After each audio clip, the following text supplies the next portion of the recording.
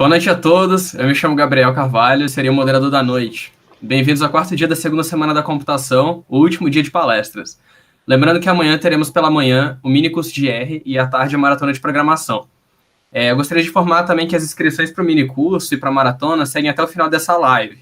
E após o término da transmissão de hoje, enviaremos aos selecionados restantes um e-mail com instruções para os materiais e programas obrigatórios para a atividade.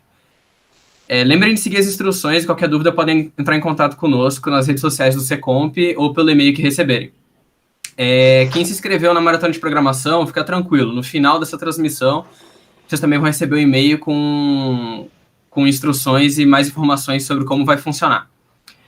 Pois bem, hoje teremos mais duas palestras fenomenais. Agora às 19 teremos uma palestra do Facebook sobre React e GraphQL. E às 20 horas teremos uma palestra da Meltwater a respeito de arquitetura serverless. Assim como nos outros dias, teremos um momento para responder perguntas no chat do YouTube, que podem ser feitas a qualquer momento. Pois bem, então eu gostaria de apresentar o Dúlio Matos, engenheiro de soluções Facebook, e nosso primeiro convidado da noite. Tudo bem, Dúlio? Tudo bem, obrigado, Gabriel. Obrigado, gente, por estar recebendo a gente na casa de vocês, né? Nesse momento tá todo mundo sem a gente poder ter esse contato próximo, mas ajuda também a questão de a gente poder estar entrando ao vivo, estar entrando, não importa onde a gente está, né? Então, eu estaria aqui em São Paulo e vocês aí, a gente consegue falar. E boa sorte também na maratona de programação, né? Eu sei o quão é importante, né? Eu até trabalho muito fazendo entrevistas, processo seletivo aqui, e eu sei o quanto isso ajuda, né, a ficar mais forte, né, na hora de também procurar uma colocação, né, uma cultura muito legal que vocês estão fazendo. Perfeito, muito legal. É um prazer tê-lo conosco, então, Dúlio. Pois bem, desejo uma boa palestra e te passo a palavra. Obrigado. Vamos ver se vocês estão já enxergando aqui. Eu só ativo aqui o ponteiro. Beleza, pessoal. Então, a ideia da palestra é realmente falar um pouquinho dessas tecnologias que eu uso no dia a dia, né? Então, foi um tema bem pessoal, né? É algo que todo mundo acaba usando bastante, somente se a gente trabalha com interface, seja de celular, né? Seja mobile, seja interface web, dentro do Face, é muito comum a gente usar essas tecnologias que nasceram lá, né? Eu estou no Face desde 2014 e eu vi essas tecnologias crescerem bastante, ou até nascerem. Então, quando elas apareceram, era novidade, tipo, ninguém sabia aqui dentro do Face, a gente foi aprendendo, né? Falando um pouquinho sobre mim, né? Eu sou engenheiro de soluções aqui no Facebook no Brasil, então a gente tem alguns engenheiros de software aqui no Brasil, e no caso, a engenharia de solução, a gente trabalha com o negócio principal do Face, que é ter parceiros que fazem anúncio dentro do Face, né? Então, a gente ajuda nesses produtos de anúncio, que tanto tem ajudado também nesse momento de pandemia, que muitos negócios pequenos precisam de algum lugar, de alguma forma de se digitalizar e alcançar, né, o público, né, para, por exemplo, sou um restaurante, fechou, mas agora ele consegue alcançar de outra forma. Então, a gente tem bastante orgulho também de trabalhar nesse tipo de solução. Então, falando um pouquinho de React, né, e aqui eu boto React mais FP, que seria Functional Programming, porque acaba sendo uma coisa que a gente nota muito, né? O React casa muito bem com Functional Programming. Eu queria falar um pouquinho qual que é a ideia, né, desses dois. Então, falando um pouquinho de React, né? Aqui eu boto até o site embaixo, né, em reactjs.org. O React é um projeto que nasceu dentro do Face, muito pela nossa necessidade de interfaces, né, que são bastante ricas de informação, né, e que precisam de uma tecnologia que ajude realmente a escalar, principalmente essa troca de dados, mudança de dados, né? Vocês sabem muito bem como é que é a interface do Face, tem um feed, tem notificações, tem um monte de coisa, e a gente precisou dessa tecnologia ao longo do tempo, né? Então, alguns problemas que o React te ajuda, né? Um é alterar, né, ao longo do tempo uma UI, né? Que vai tendo mudança de estados, é complicado. Se você está fazendo uma UI simples, né, uma UI estática, né, e eu comecei há muito tempo com programação, no início era assim, era estático, a gente fazia o que a gente chamava de Ajax para uma mudancinha ou outra que era dinâmica. Hoje em dia você vê muito site totalmente dinâmico, você vê single page application, Então, mudou bastante, né? E cada vez mais a gente precisa de alguma coisa que ajude nessa complexidade. Então, essa gerência de estados é bastante complexo, né? O que o React faz, ele cria uma hierarquia de componentes e os dados fluem de cima para baixo, né? Numa direção única. Isso também ajuda um pouquinho na separação, né, entre um componente que gerencia estado, né, um componente ali mais inteligente, e um mais burro que você consegue reusar, que ele é só alguma coisa que vai renderizar uma interface na tela. Outra coisa no que o React ajuda, né, que as operações do que a gente chama de DOM, né, o Document Object Model, que seria a árvore, né, que representa a página que o usuário está vendo dentro de um browser, são operações custosas, né? Então, se você for fazer uma alteração e a cada alteração você for editando na DOM, e às vezes você não precisaria editar direto, né? Porque às vezes você pode reaproveitar um nó que já existe, mas quando você tenta fazer uma forma dinâmica, às vezes se você não tiver uma forma de reaproveitar, você acaba fazendo muita destruição e criação desnecessária, né, de objetos, principalmente quando você começa a usar uma interface mais rica, cheia de uma div dentro da outra, com um detalhe, com CSS, começa a ficar complicado. Então, o React ajuda muito nessa parte de performance, mas não só, né, porque, por exemplo, o React funciona também com React Native, ali não tem DOM, mas aí toda a parte de controle de estado foi realmente o que ajudou quando a gente fala de mobile. Outra coisa, criar componentes reusáveis, né? Eu sei que é algo bem difícil em UI, em qualquer lugar. O React ajuda, não é simples, né? Mas se você quiser criar componentes reusáveis, ajuda. No Face a gente acaba criando componentes, né? E a gente tem a obrigação até de criar um exemplo para cada componente, para alguém poder olhar numa interface de busca de componentes e saber, não, esse aqui realmente é um componente, é simples de usar. Eu passo o meu estado aqui, eu sei como é que ele vai se comportar renderizando. Então, eu queria aqui mostrar um exemplo, né? Espero que dê para ver bastante. Eu vou usar aqui o laser pointer, né? Então, aqui é um exemplo de aplicação React, inclusive está lá no site, se vocês quiserem dar uma olhada. Então, a primeira coisa que se nota, né, aqui, é que a gente não está usando HTML, tá? A gente está usando, então, se for olhar aqui esse abre chaves e fecha aqui numa tag, na verdade, é um plugin, né, que serve para o Babel, serve para outros lugares, que a gente chama de JSX, que ele finge estar renderizando, mas na verdade está chamando uma classe e processando, né? Mas você então não usa HTML direto aqui. Se a gente ver o exemplo, usando o React DOM.render e botando isso aqui, é basicamente tudo dinâmico. Está sendo gerado aqui, tua aplicação inteira, né? E sendo colocado nesse elemento aqui, por exemplo, to-do example. Então, essa é a primeira coisa que a gente nota, né? Que a gente não está usando HTML, está usando direto esse virtual DOM, que vai depois, no final, processando, vai gerar as alterações no browser. Então, se a gente pegar, por exemplo, algum componente aqui, né? Esse to-do list, que é o mais simplesinho, ele é muito simples, ele só tem o método render, onde a gente usa esse JSX, né, com essa sintaxe aqui de, quando você abre chaves e fecha chaves, você processar isso aqui e retornar essa string para botar aqui dentro desse UL aqui, dessa lista. Então, fazendo processamento, botando uma chave e tal. Então, é muito simples, né? Esse é um componente que a gente chama de componente burro. Agora, quando a gente for olhar a aplicação, né, essa classe aqui do app, a gente tem uma aplicação maior. Então, a gente, quando constrói ela, a gente constrói também o estado da aplicação inteira. A gente faz o bind de todos os eventos. E aí, sim, a gente tem a função de fazer o render, né, que aí é parecido com o outro ali. Inclusive, ele acaba chamando, né, o to-do list aqui como se fosse um HTML. Então, você vê que a gente criou um componente, a gente chama ele como se ele fosse um componente HTML, não é. É o JSX. E passando propriedades para ele, né? Então, é muito nesse fluxo direcional que a gente pega um componente que você já criou, passa propriedades, e aí ele vai utilizar os dados que você passou como propriedade. Que mais? Aqui a gente tem também a parte de gestão de eventos, né? Então, quando ocorre um evento, aqui foi um evento bem simples de mudar um texto, a gente muda o estado da aplicação. E uma vez que a gente muda o estado da aplicação, aí que vai se refletir, a gente vai re-renderizar. Então, o próprio React toma conta de re-renderizar quando o estado muda. Você não precisa se preocupar como é feito isso. Você simplesmente muda o estado e o React faz a mudança em si. Nesse outro aqui também, né, no Submit, mesma coisa.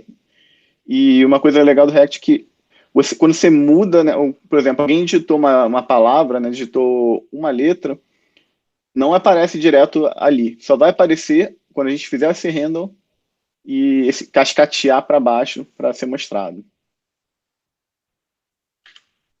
Se tiverem perguntas, podem botar no chat que o Gabriel vai passar para mim. E uma coisa que o pessoal fala aqui, né, pelo menos tem um colega que costuma falar que o React é muito parecido com um functional programming aliado, né, a um fluxo de dados unidirecional. Né? Então, eu vou explicar mais o que seria isso ao longo dos próprios capítulos aqui. Então, só fazer um overview, né? O que é functional programming, né? Que tá muito na moda, tá em voga, né? Mas é legal sempre voltar. Então, com FP, as funções, elas expressam a transformação de input values em output values. Né? Então, é basicamente receber alguma coisa, você processou aquilo, retornou alguma coisa. Inclusive, assim como que o React funciona. Você está lá com o seu componente, você passa por propriedade, vai lá e vai sair o que vai ser renderizado. Os valores são imutáveis, né? Então, são criados, mas nunca mudam. Pelo menos são propriedades de function programming, né? Cada linguagem faz de uma forma. E muito importante funções e valores são separados, né? Então, os valores, eles vão descrever o formato do dado. E funções definem a operação em cima do dado, né? Funções não mudam valores, eles só criam novos. Então, essas propriedades de functional programming é bem diferente de orientação a objeto, onde você, normalmente, as funções dos dados estão encapsuladas dentro de uma própria classe, né? Aqui você tem essa separação.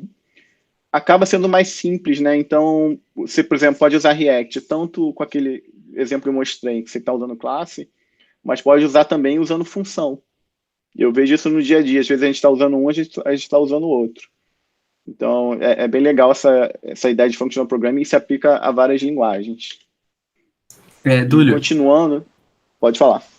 tem uma pergunta aqui no chat do Thiago, né? Ele perguntou o seguinte: com o lançamento dos hooks na versão 16.8, existe algum tipo de componente que ainda precisa necessariamente ser feito com classes? Não precisa. Inclusive, a gente costuma cada vez mais usar menos classe, né? Codebases novos, dentro do Fast a gente não vê utilizando tanto classe, né? Muito mais... Por isso que eu falo tanto de FP, porque parece muito mais FP. A gente está usando só componentes que a gente cria uma função e na função a gente faz tudo, né? Até os binds, tudo, a gente tem bibliotecas que já permitem você fazer tudo. Então, até a questão de lifecycle, né? Que você precisava ter que usar fazer override dos métodos de lifecycle do teu componente, você não precisa mais. Saquei, muito obrigado. Valeu. Então, alguns motivos para usar FP, né? Então, o mesmo input sempre resulta no mesmo output, né? Que a gente chama de referential transparency. É algo bem interessante porque, né? Por exemplo, no componente, você sabe que vai sempre funcionar, facilita até o teste, já que é basicamente uma função. Não tem side effect, né? Então, resultados, eles podem ser, que a gente chama de memoized, que é memorizados, né? Cacheados. O código, ele também pode ser testado facilmente usando unit test, tem muita necessidade de mock, né? Já que você não tem... Mock é muito usado para você ter que mocar estados, né? Ou retornos que vêm de alguns lugares, né? Então, a gente vai ter que mocar APIs e tal, mas talvez não tenha que mocar tanto a questão de estados. O código é mais fácil de entender e pensar sobre o funcionamento, principalmente se você está olhando uma unidade isolada. Obviamente, se você olhar um todo, você tem que realmente pensar naquilo tudo, vai aumentando a complexidade. Aí depende de como é que você quebrou em componente. Mas olhar um código assim, na tela, que cabe numa tela, se for FP, acho que é um pouquinho mais fácil você entender o funcionamento, se tiver bem escrito. E funções podem ser facilmente... Composição é muito interessante, né? Funções podem ser facilmente compostas para criar novas funções. Isso até em OO se fala muito, né? Orientação a objeto se fala muito de usar composição e não herança, né? Para você alcançar resultados em certas situações. Então é algo bem esperado. Falando de linguagens funcionais, isso é um tema que eu acabei aprendendo de curioso, né, ao longo do tempo, né? Mas para mencionar algumas, né? Lisp, né, da década de 60, foi uma das primeiras, né? Desde Common Lisp, Scheme, Clojure, que é em cima da plataforma Java, que tem coisas bem legais, né? Tem o que a gente chama de Persistent Data Structures, Racket também é bem interessante. Haskell, que é uma linguagem bastante poderosa, e dizem que ela é muito pura, né, em termos de ser funcional, e tem uma parte de tipagem, né, de typing que é muito forte. É uma das mais fortes e é uma linguagem que é muito voltada a experimentos, né, nessa área de functional programming. Então você vai ver que ela tem bastante extensões que ao longo do tempo a pessoa vai adicionando. O OCaml, que vem do ML, também é uma linguagem muito conhecida. Acho que até você falou em maratona de programação, tem gente que usa para maratona, que é uma linguagem poderosa, né? E também tem orientação Bacana. objeto, por isso que vem o O. O O dela vem de orientação objeto, então ela permite, ela é multiparadigma no final das contas, ela é compilada, muito rápida, mas também é uma linguagem funcional. Então, a sintaxe é uma linguagem funcional, se for uma dessas que estou falando aqui, vocês vão ver que não é o que você está acostumado com C, com Java e com Python, por exemplo, mas é muito interessante de aprender até para abrir um pouquinho a mente, né?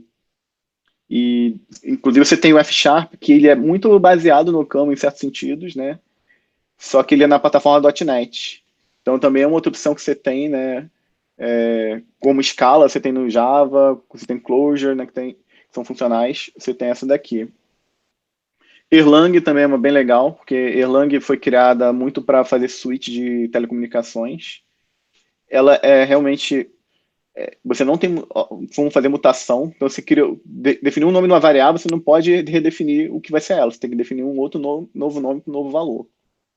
E ela é bem dinâmica, né? Então, assim, ela é bem interessante. E foi usada também muito no WhatsApp para os servidores, para dar escalabilidade para os servidores. Foi bem legal, né? Mas você pode usar qualquer linguagem, né, com paradigma de funcional. Né? JavaScript é uma, porque o JavaScript, a função, já é um membro, né, reconhecido, né, dentro da linguagem. Então você consegue botar uma função numa variável, você consegue ter função anônima. Java, por exemplo, não tinha isso no início, a gente tinha que criar uma classe anônima para passar, por exemplo, um comando, quando fosse fazer um comando para passar, tipo, quero que passasse tipo, essa parte de código aqui para fazer uma ação. Tinha que usar classe. Hoje em dia, por exemplo, Java já tem função, C Sharp já tem, várias outras linguagens adicionaram, né? Então Python tem. Então qualquer linguagem moderna tem muita possibilidade de usar o paradigma de functional programming, só que, claro que não é coisa mais nativa, mas permite, né? Então isso que eu vou falar aqui de como usar também o JavaScript para isso. Se tiver alguma pergunta.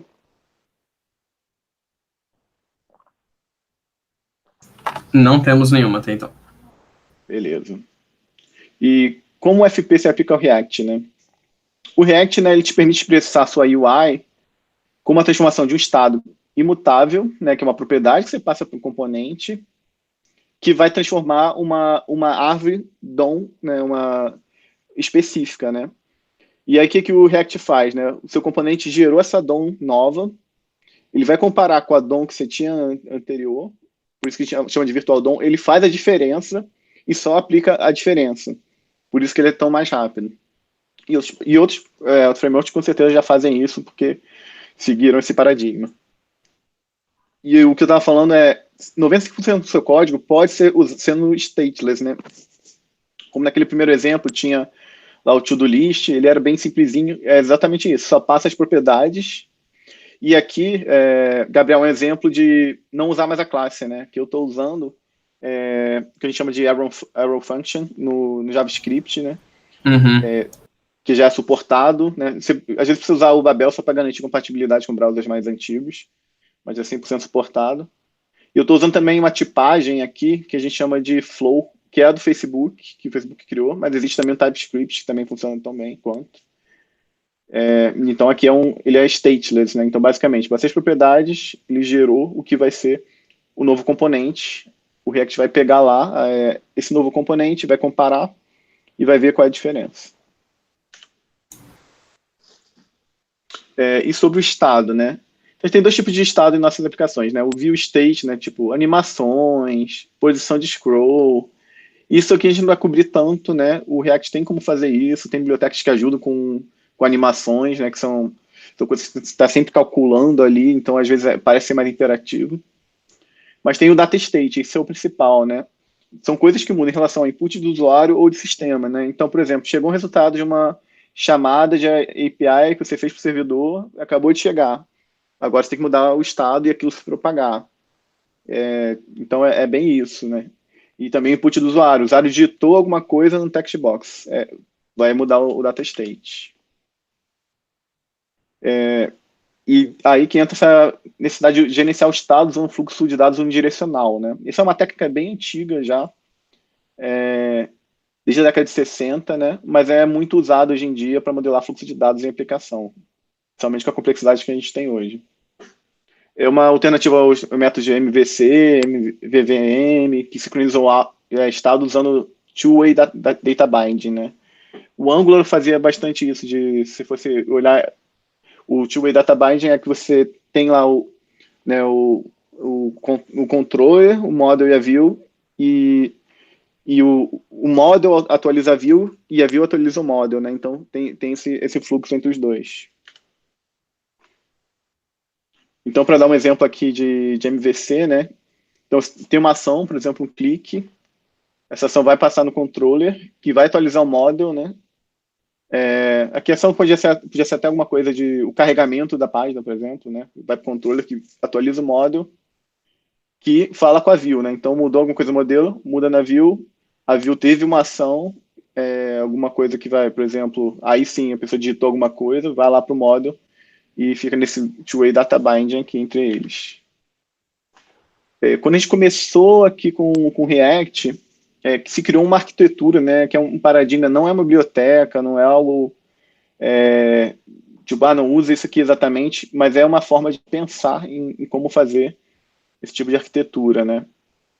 Então aqui, né, explicando um pouquinho, a ideia é você ter uma ação, né, por exemplo, o usuário clicou no botão X.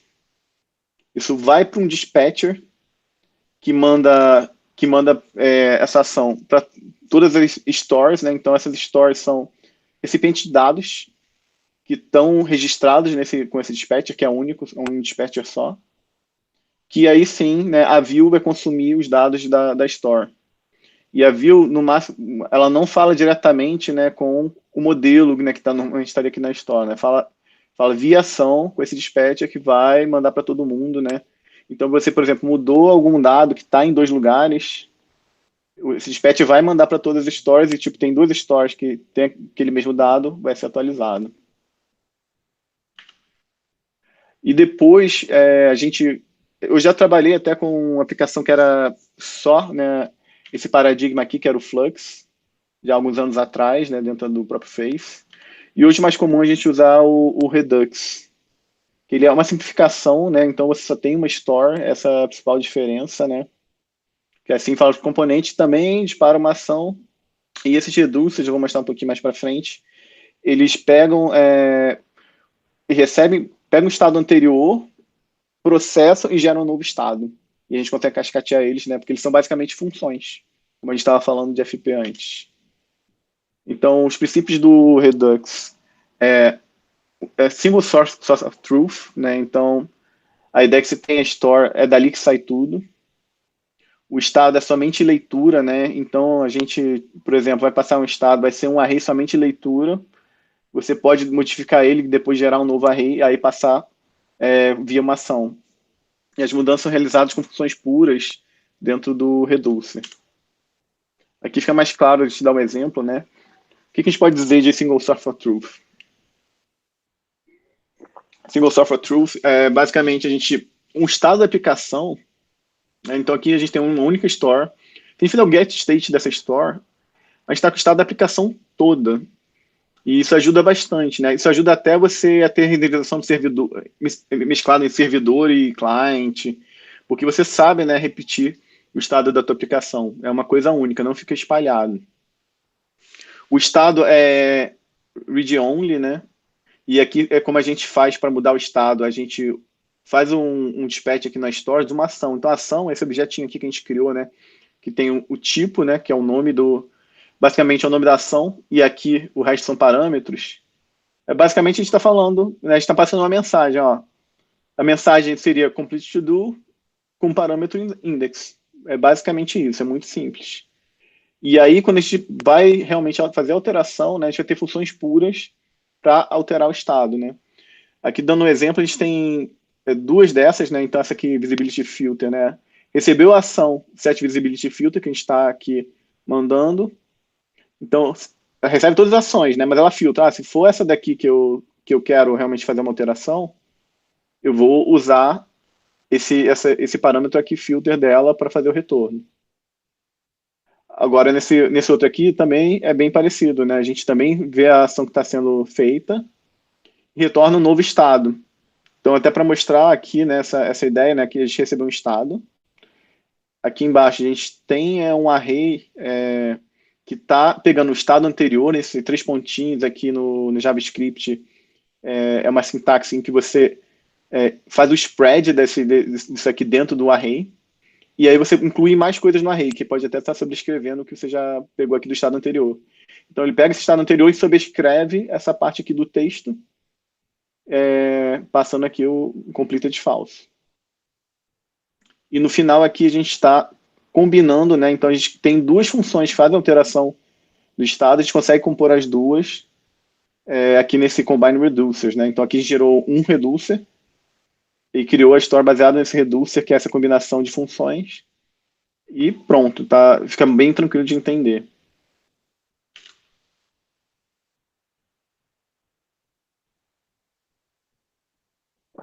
Agora falando um pouquinho das best practices, né, de JavaScript, né, para FP.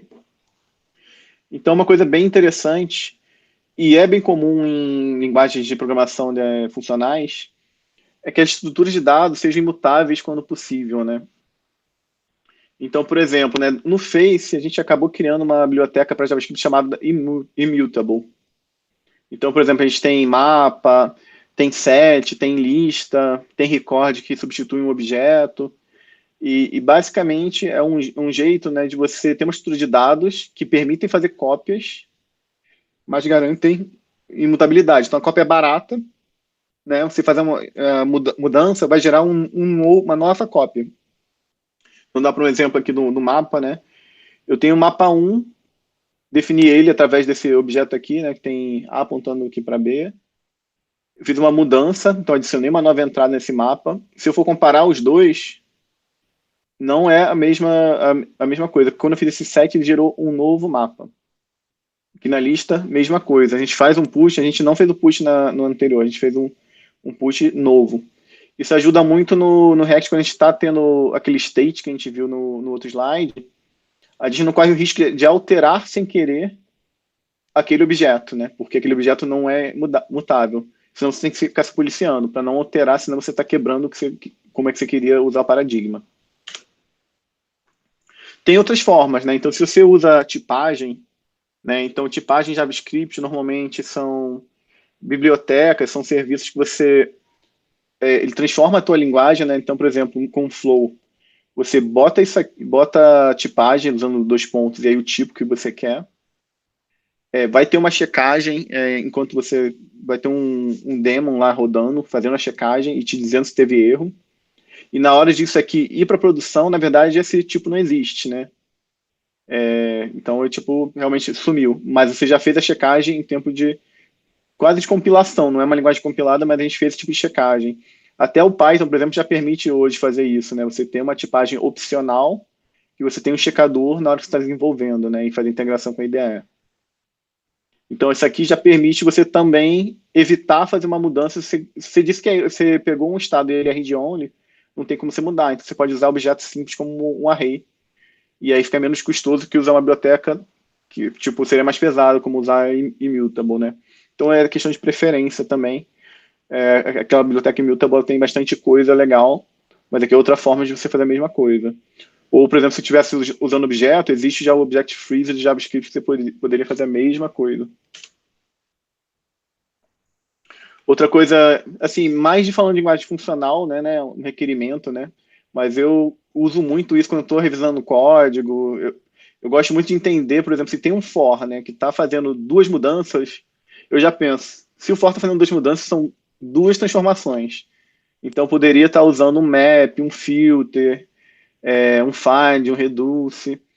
Então, aí você acaba pensando, ao invés de pensar em termos de um for, né, seria muito comum você fazer um for aqui para você filtrar nulo, né? Você criaria um array, você faria um for no teu array original, se fosse null, você não faz o push. Ou você faz um único statement que só transforma e gera um valor novo com esse filtro, né, que foi feito aqui. Mesma coisa para outros tipos, né? O reduce, que também é uma função bem legal. Ou o próprio map, que é bem comum também. Ou você fazer uma combinação entre map e filter. Então, isso é bem legal e é algo que está aparecendo nas linguagens normais. Assim, você pode usar em qualquer linguagem. Então, você não depende de uma linguagem daquelas que eu te falei para você fazer isso. Você pode usar em JavaScript tranquilamente. Agora, falando um pouquinho do graphical, né?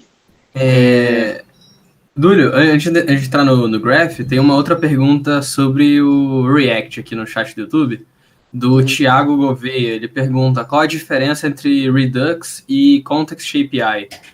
Quando é melhor usar cada um? Acho que é uma questão de preferência. Eu não conheço muito a Context API, para ser sincero, mas com certeza, com a criação do React, várias outras estão surgindo com o mesmo paradigma, né? Tem várias bibliotecas que são muito parecidas, então é uma questão de preferência, é uma questão até de se tem componente em uma e em outra. Por exemplo, existe, por exemplo, um site que se chama Bit que tem componentes em React. Então, se tem um componente em React que você quer usar, faz mais sentido, né? Então, o normal vai ser uma empresa que você esteja trabalhando padronizar em um ou em outro. Usar o framework que faz mais sentido para você. Mas se você está usando o mesmo paradigma, né, de fluxo unidirecional e tal, não faz tanta diferença você usar um ou outro. O importante é você estar se aproveitando do paradigma para reduzir a complexidade na hora de analisar aquilo que você está fazendo, né, e na hora de renderizar, ter ganho de performance e permitir criar aplicações grandes, né, single page applications que sejam fáceis de se manter. Saquei, muito obrigado. Tem mais uma pergunta aqui do Gustavo Castro. Ele perguntou qual a diferença entre funções do paradigma de uma linguagem funcional e as funções de C, por exemplo. Essa é muito boa. Então, a função de C, ela pode ser passada de um lado para o outro com um ponteiro, né? Mas você não pode simplesmente criar uma função, a gente às vezes chama de lambda, né? Tipo, essa função aqui, né, recebe um parâmetro, eu vou criar agora, na hora de chamar uma função, para fazer uma transformação na hora que eu estou fazendo a chamada. Por exemplo, Ruby permite fazer um lambda, tem a sintaxe bem legal, Python permite, usando o próprio nome realmente lambda, e outras linguagens já permitem, né? Então, tipo, até para Java acho que já é possível, né? Então, assim, a diferença é essa, que não é um cidadão de primeira classe que a gente fala, né? As funções dentro do C. E outras linguagens mais modernas estão acabando até introduzindo.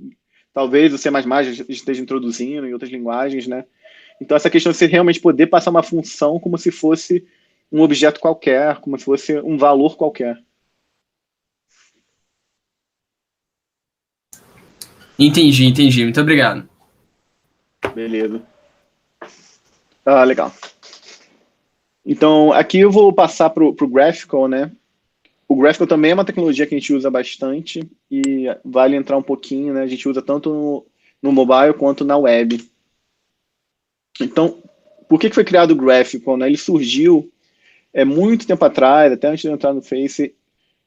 O Face estava fazendo um rebuild da aplicação nativa do Face, que ele era baseado, né? O Face começou web, né? Justamente com o Linux, Apache, né? Aquele LAMP que a gente já estava acostumado, PHP. E a aplicação nativa, né? Nessa época tinha muito poucos engenheiros ainda e ela era baseada em WebView. E começou a ser problemático em termos de performance, principalmente nos browsers da época e tal. E a gente precisou realmente transformar no app nativo, né? Parou tudo para não, vamos transformar isso no app nativo, né? E aí teve alguns engenheiros, e tem um documentário bem legal, vocês vão achar no próprio YouTube, né? Falando da criação do Graphical, que três engenheiros se juntaram, um trabalhava no feed, outro no app, e aí eles se juntaram para fazer. E ele é interessante porque ele muda a forma como a gente relaciona com a criação com a requisição de dados, né? Então, normalmente, né, você teria que fazer múltiplos joins, né? Se você usar um SQL, seria que não, tá, não, eu quero pegar, né? Você pensa em tabelas. Eu vou pegar da tabela A, pegar da tabela B, fazer um join usando a chave primária tal. E eu já trabalhei muito nesse esquema. Durante muito tempo, você tinha que ter bastante cuidado na forma como você definia as tabelas. E não era tão simples. Se criou muito também o que a gente chama de ORM, né? Object Relationship Mapping, que era basicamente você transformar, né, aquelas tabelas SQL em objeto. Então, você fazia a requisição no objeto e vinha em todos os campos, né? Às vezes você podia dizer que aquele campo vinha de forma lazy, porque ele era mais difícil de processar, mas você não definia exatamente o que você queria. Você definia que você queria aquele objeto inteiro. Então, foi uma forma também de melhorar um pouquinho isso, de ficar mais próximo de como as pessoas escrevem as aplicações. E a gente também não pensa em endpoint de API, né? Que também é mais complexo ainda, né? De fazer um post, um get no endpoint de API. Outra coisa, serviços REST podiam requerer múltiplos round trips para obter os dados, né? Então, por exemplo, você pegou o objeto usuário. Agora eu quero pegar a foto do usuário. Então, você primeiro pediu o usuário, com o ID do usuário, você pedia a foto do usuário. Seria algo bem comum. Agora, pensa no mundo móvel, né, com umas redes bem limitadas, que é no mundo inteiro, né, que a gente está trabalhando, com devices os mais simples possíveis. Cada, cada perda que você tem em eficiência atrapalha muito, né, e consome também dados das pessoas, aumenta o gasto de energia, tem um monte de problema. Então, é legal realmente melhorar essa questão de serviços REST para aplicações móveis, né? Principalmente num app do Facebook que tinha realmente um feed, tinha bastante complexidade, bastante um dado sendo relacionado com o outro. Outra coisa, resolve o overfetting de dados, né? Dois componentes podem pedir o mesmo dado por caminhos diferentes, mas com o Graphical isso não acontece, que você define exatamente o que você quer e o servidor depois vai puxar isso da melhor forma.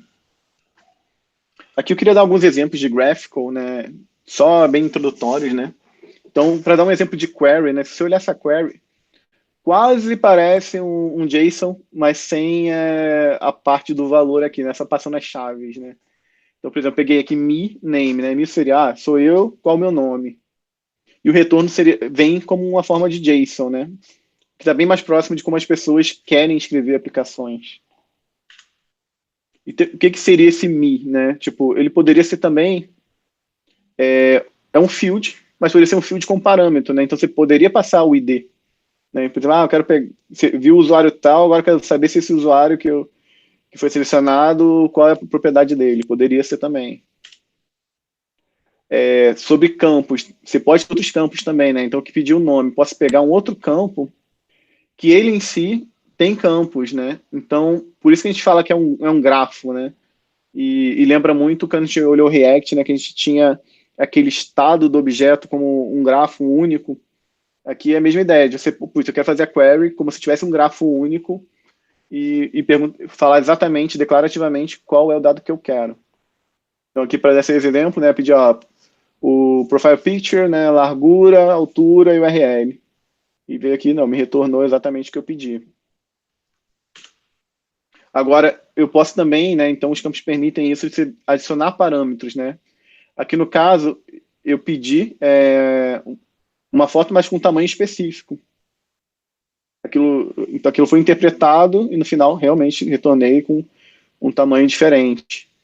O que é bem legal, é bem declarativo, né? Você pede exatamente aquilo que você quer. Agora um exemplo um pouquinho mais complexo, né? E se eu quisesse pedir fotos de dois tamanhos? Porque um eu estou mostrando num lugar, outro eu estou mostrando em outro. Poderia também. E aqui eu estou usando um alias para dizer, eu quero que esse primeiro profile picture do usuário se chame Little Pic e o outro seja Big Pic. E eu passei valores diferentes para cada um, os dois vão ser retornados. Que é bem legal também. Uma outra coisa que é interessante, né? Aqui eu estou fazendo pedidos, né? Mas eu não mostrei que, na verdade, a gente tem uma tipagem por trás, né? Então, a gente tem uma linguagem de declaração de tipos, né? Então, continua sendo bem parecido com aquilo que a gente viu ali. Então, aqui estou declarando tipo usuário, tem um nome que é formato string, tem o profile picture, que recebe o parâmetro tal, que tem o valor padrão de 50, e que é do tipo profile picture, que é um tipo definido depois aqui. Então, aqui a gente tem quais são os campos desse profile picture, e pode ser usado aqui, pode ser usado em outras definições de objeto. Então, ele permite você fazer essas definições de objetos que vai reaproveitando ao longo do tempo. Uma outra forma de reaproveitar, que também é bem legal, né, é reaproveitar agora na hora de fazer a query. Então, se você olhar bem a query que eu fiz antes, eu repeti aqui os campos que eu pedi aqui e aqui. Mas eu poderia não precisar repetir, né, porque se eu conseguir definir um fragmento, que é exatamente o que eu estou fazendo aqui, eu defini que esse é o nome do meu fragmento.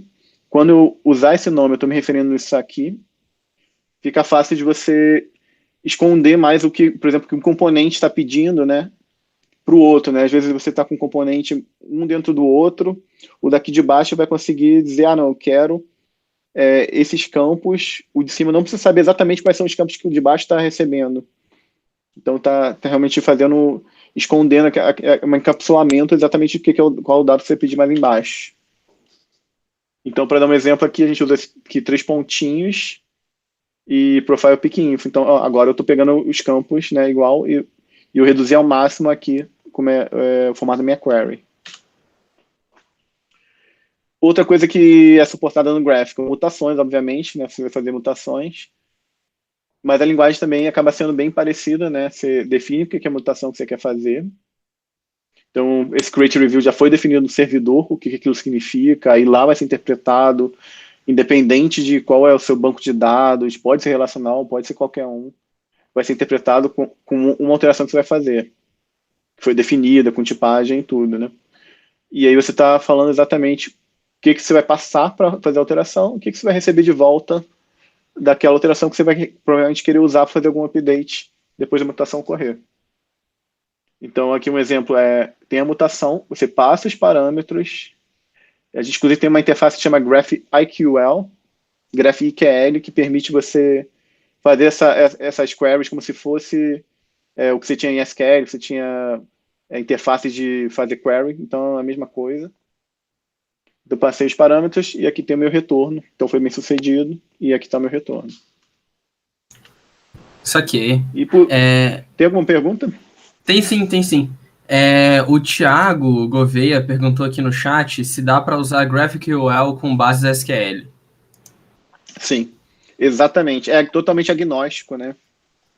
Então, até, por exemplo, no Face a gente tem até outros níveis de direção, né? Que a gente tem uma coisa que se chama anti-schema, que é em cima do MySQL, que é todo particionado horizontalmente e tal. Então, você pode usar qualquer coisa como banco de dados. E é só você definir muito bem a forma como você define os seus tipos, né? Você tem uma árvore de objetos, né? Que você está definindo a tipagem. O mais importante é você definir bem essa tipagem, que é a linguagem que o desenvolvedor vai falar com o banco de dados. E aí depois você adapta isso em relação ao banco de dados. Então você consegue adaptar ao banco de dados legado, né?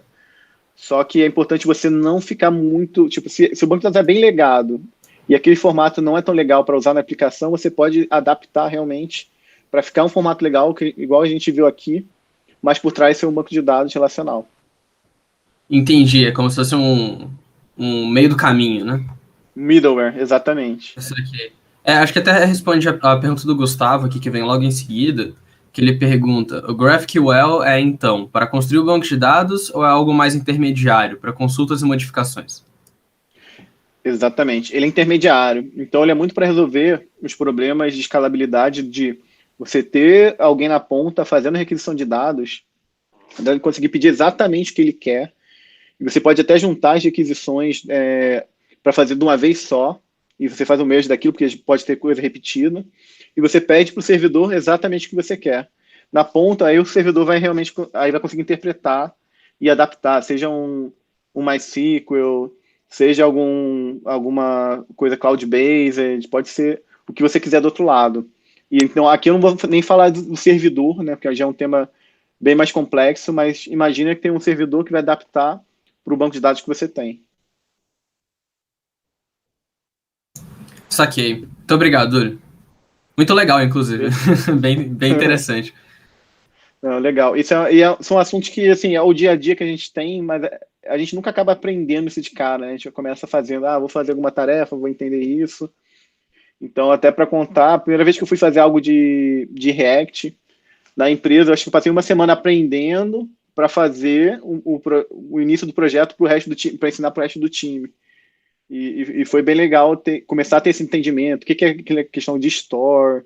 Então, eu não espero que todo mundo aprenda exatamente o que é o React aqui, mas que dê aquela curiosidade de aprender o que é React, o que é Graphical, por que tem essa... Fala tanto esse negócio de ter linguagem funcional, por que tem a ver.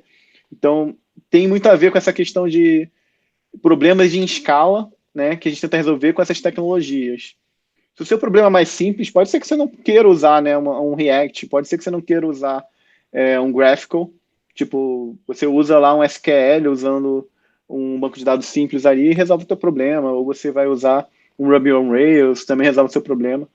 Depende do nível do problema, mas é bem legal também para puxar a curiosidade em relação o que são essas tecnologias, por que elas existem, né, porque tem essa complexidade tão grande cada vez mais hoje em dia em termos de tecnologia, é muito em relação à escala que a gente tem.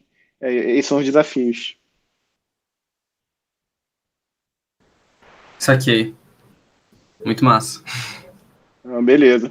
E aqui eu vou falar do Relay. O que é o Relay? Como eu falei de React, falei de Graphical, eu precisava realmente falar do Relay, porque o Relay é o cliente Graphical para o React, né?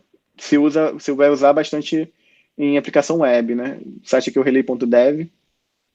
Então, a ideia é você ter alguns benefícios, né, de você juntar o Graphical com o React, tendo um cliente já esperto, né, ali na ponta. Você não vai precisar fazer esse cliente que vai fazer a chamada para o servidor se você já tem uma biblioteca que resolve isso para você.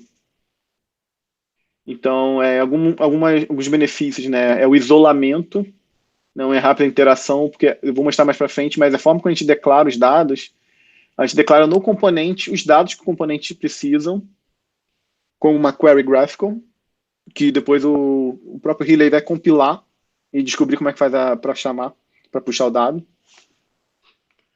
Então a gente declara qual é o dado necessário e não como buscar, né? Que é a ideia toda do graphical.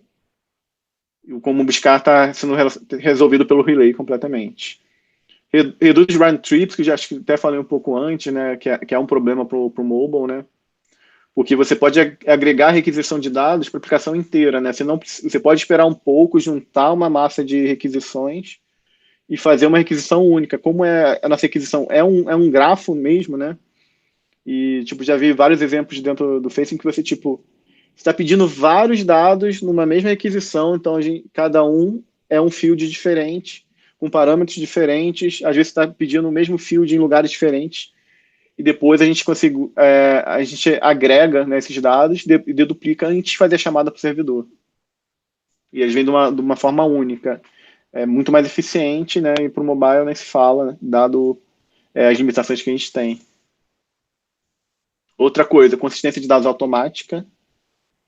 Então, por exemplo, você alterou um componente, quer dizer, você teve alguma alteração, aquela mudança vai ser expandida para todos os componentes quando for necessário. Então, é tudo controlado pelo Relay. E ele usa um compilador, né? Então, esse compilador mantém a consistência do projeto inteiro, né? Porque como a gente viu, o Graphical, ele tem a tipagem, né, de cada nó do grafo. Então a gente consegue tanto otimizar as queries em tempo de compilação, que você já sabe quais são as queries, você consegue fazer otimizações, não precisa ser em tempo de execução. Mas também gera tipagem, tanto para o Flow TypeScript, que facilita mudanças, né, e mantém a consistência no projeto. Então, você mudou um campo, você sabe exatamente onde está sendo afetado. Você vai rodar o compiler do Relay de novo. Ah, não, aqui você deu um erro, você pediu pediu um campo que não existe, ou você tirou um campo que está sendo usado em outro lugar. Então, ajuda bastante, né? É uma ferramenta que eu acho legal conhecer também. E queria dar um exemplinho aqui. Alguma pergunta até ali? Tem uma pergunta sobre o GraphQL, especificamente do Thiago Gouveia aqui. Ele está perguntando se dá para fazer query em múltiplas bases através de uma interface GraphQL. Sim, com certeza dá. Porque ele é agnóstico, né, do que está atrás lá no seu servidor. Então ele pode ser muito usado para isso, né? Uhum. É, Mas acho que a pergunta dele foi sobre fazer isso ao mesmo tempo, conseguir fazer busca ao mesmo tempo em vários lugares diferentes. sim, sim. Inclusive, nos casos de uso bem conhecidos para Graphical, é exatamente isso. Então, sua aplicação mobile não precisa saber que está em bases diferentes. Você só pediu o dado, aí no servidor você tem que implementar essa forma de busca. Tem que ter alguma coisa ali por trás para fazer isso, né? Tem que ter um servidor Graphical por trás, aí pode ter vários. Mas é justamente isso. Você pode ter realmente base de dados heterogêneas que você está chamando no mesmo lugar e utilizando, né? Eu até lembro de um caso de um amigo que eu conheci, que ele usava as APIs do Face, né? Ele trabalhava com marketing também. E ele pegou as APIs do Face, e a gente tinha uma API que tinha toda a definição de quais eram os tipos, e ele resolveu fazer um graphical de todas as APIs que ele usava. Então, ele mesmo criou um middleware para ele, usando o graphical, fazendo chamada para APIs nossas, e ele fazia também chamadas para o banco de dados dele, tudo usando o mesmo graphical que o servidor dele depois controlava e dizia se queria pegar na nossa API ou se queria pegar do banco de dados deles. Então, eu achei bem interessante, né? Foi uma forma bem heterogênea. Está usando tanto uma API REST, que era o nosso caso, que é a Graph API, quanto usando um banco de dados que ele mesmo tinha. Como poderia usar um de um terceiro? Então, é bem legal essa pergunta.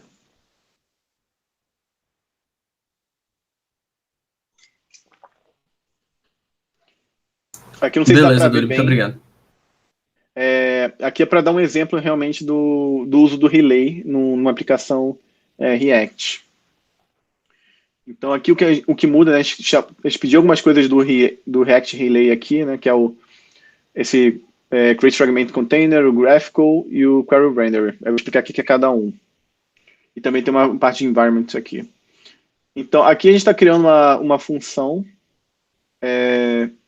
que vai ser um componente, né? Ou seja, vai ver aquilo que a gente viu antes, que é retornar uma mudança, que é um componente, ou seja, uma função, e aqui a gente está fazendo as chamadas para retornar o que vai ser a renderização do componente.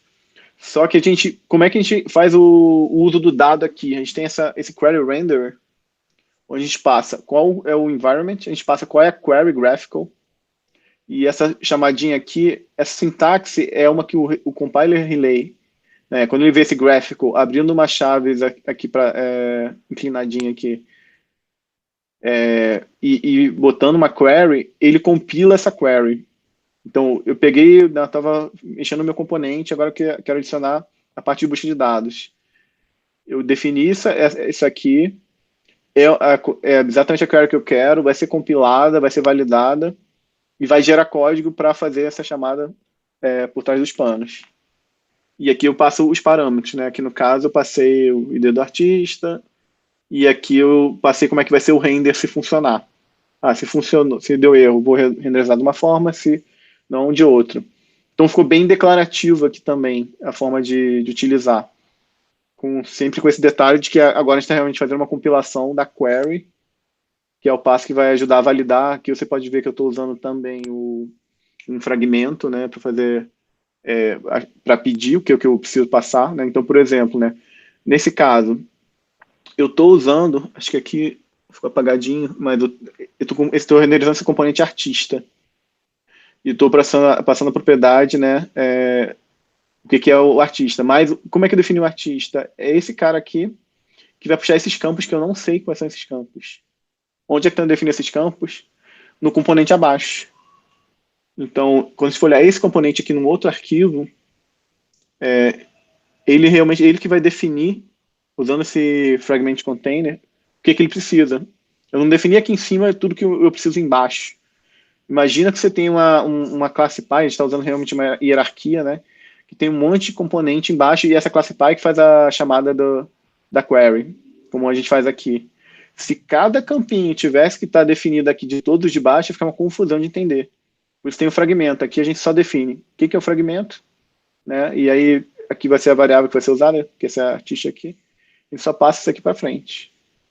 E aqui embaixo está definido o que ele precisa, né? Então, dá para ver que é bem local. Então, definir o que eu preciso aqui, nesse local exatamente, o que eu não quero saber aqui, eu deixei referenciado lá na frente, e aqui no local exatamente onde eu uso esses campos, é onde eu defini como buscar esses campos, né? Então, dado definido exatamente no componente que precisa do dado. Tá? Então, não sei se ficou claro, porque é difícil mostrar um código assim tão complexo, mas é só para dar um cheiro, acho que para criar também curiosidade em vocês, de olhar mais a fundo, entender se a tecnologia é legal para vocês querem fazer, né? Depende do caso de uso, mas é bem interessante no uso dia a dia. Eu acho que assim, a gente não tem dificuldade de usar no dia a dia, uma vez que você entende o que é, sai de forma bem natural, a gente não tem muito problema, não tem tanto problema de, sei lá, bug de você fazer uma alteração que depois você não sabe por que aconteceu lá na frente que está dando algum bug. Fica bem claro onde é que eu estou pedindo dado, onde é que ele está sendo usado. E acho que é isso, deu o tempo certinho, né? E agora os 15 minutos de pergunta, Gabriel. Isso aí, deu certinho mesmo. Muito legal, cara. É muito bacana. Vamos ver aqui se tem perguntas no chat.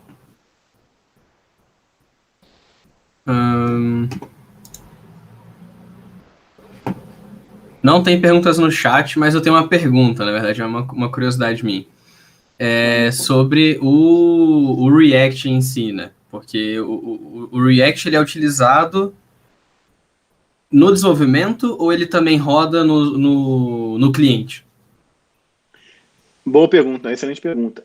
Assim, a biblioteca, né, por trás que faz toda o cálculo, né, da DOM virtual, né? Então, como é que vai ser aplicado, roda lá no cliente, né? O que roda no desenvolvimento? Essa parte de transformação de código. Aqueles JSX, que são lá as chavezinhas, né, que você fez uma tag dentro de um código JavaScript, roda no cliente, igual rodaria um Flow, igual rodaria um TypeScript que vai transformar via Babel, alguma outra ferramenta de transformação de código, em um código JavaScript que roda em qualquer browser. Mas Entendi. Aí o React vai estar lá rodando no browser, fazendo esse cálculo da DOM virtual e fazendo a junção das alterações. Entendi, mas não daquele jeito que a gente escreve, né? De um jeito final, digamos assim, entre aspas, compilado para um JavaScript final. Seria Exatamente. Isso? Exatamente. Tanto que a gente tem plugins para facilitar, né, você depois olhar, a gente tem plugins, por exemplo, o Chrome, para você olhar os componentes React. E aí você consegue, ao invés de ver a árvore da DOM, que vai estar lá div, não sei o que, as classes aplicadas, um monte de coisa, você não vai entender o que está ali. A gente usa um pluginzinho para ver como é que os componentes foram renderizados. E aí tem a biblioteca React lá por trás dos panos, então dá para você até entender melhor o que está acontecendo lá no servidor, mas no cliente. Entendi. Muito legal isso. Tem a pergunta aqui do Gustavo Castro. Essas ferramentas e linguagens são abertas para uso do desenvolvedor comum ou elas são limitadas ao Facebook e pessoas e empresas que pagam? Todas open source, eu até botei o link ao longo do caminho ali, tá pequenininho embaixo, mas são todas open source, né? Inclusive o Facebook tem uma história bem longa com open source, eu já fiz até uma palestra muito tempo atrás falando sobre o PHP nosso, se chama Hack, né? Acho que foi um dos primeiros.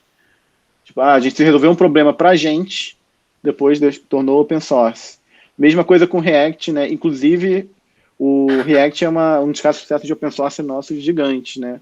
Então, a gente tem time que só cuida de realmente levar o React para frente. E a comunidade em torno do React é bem grande. Tem até uma fala do nosso CTO, que Putz, a gente já fez, sei lá, realidade virtual, a gente faz um monte de coisa, já fez avião de internet. Mas o que iam perguntar para ele quando algum desenvolvedor conhecia ele no evento era assim, de React, por causa da popularidade que ganhou. E ganhou muito por causa do open source. É a mesma coisa do Relay, é igual. O Flux, que eu passei rapidinho ali, ele é só um paradigma, mas tem também lá o site. E o Redux também é open source. Flow, que é a nossa tipagem, a mesma coisa, né? Que é ali um concorrente do TypeScript. E vários outros, né? Então, a gente tem muita ferramenta realmente que é open source, que a gente se beneficia. Normalmente a gente achou um problema de escala, que acabou criando problema na gente, de, putz, como é que eu resolvo esse problema em escala? Testaram uma ideia, testaram em produção de forma massiva, né, dentro do Face, e aí depois, não, realmente isso é um problema, e aí virou open source. Então, tá bem no nosso sangue pegar as coisas, né, que a gente realmente cria, que dá para beneficiar a comunidade e tornar como open source. Saquei, saquei, muito legal. Tem uma pergunta aqui do Thiago Gouveia novamente. Ele perguntou: você recomenda algum recurso para quem está começando a aprender React e Graphical? Eu tava falando GraphQL, mas é Graphical. Agora que eu notei. Eu acho que o principal, o que eu fiz, por exemplo, foi pegar tutoriais, né, e começar a testar esses tutoriais. Tem também, provavelmente, acho que tem alguns criadores de aplicações, né? Por exemplo, usando, sei lá, o NPM e ferramentas assim. Eu lembro que tinha um Create React app que criava um app de React para você começar a usar. Porque é interessante, né? Como você às vezes precisa de tanto compilador, essas coisas, não é simplesmente pegar um editor e utilizar. Você tem realmente alguns serviços que você precisa utilizar. Então, tenta achar, né, algum criador de aplicação que seja mais simples, porque, por exemplo, fazer um setup de Babel na mão é bem complicado, né? E você já precisa fazer isso para fazer qualquer aplicação web hoje em dia, né? Porque, por exemplo, eu estou suportando aquela Arrow Function que eu mostrei. Putz, mas ela não está em todos os browsers antigos não tem, então já tem que usar um Babel. Então, como está ficando grande, né, os layers que a gente precisa usar para fazer uma aplicação JavaScript, eu sugiro achar alguma coisa que facilite essa primeira criação, né, que seja simples de usar, e você já conseguir botar um código no ar para começar a testar.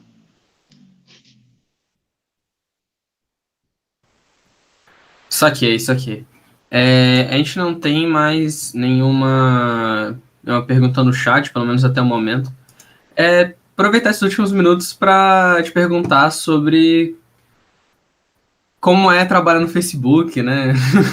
Como é essa experiência? O que você recomendaria para alguém que tem um interesse em trabalhar no Pô, Facebook? E legal. se existem caminhos para nós estudantes, né, da USP de Ribeirão Preto, para conseguir ingressar em algum programa de estágio, coisa do tipo? Tem sim, tem sim. E o que eu falo é que uma entrave para entrar em qualquer programa é aplicar.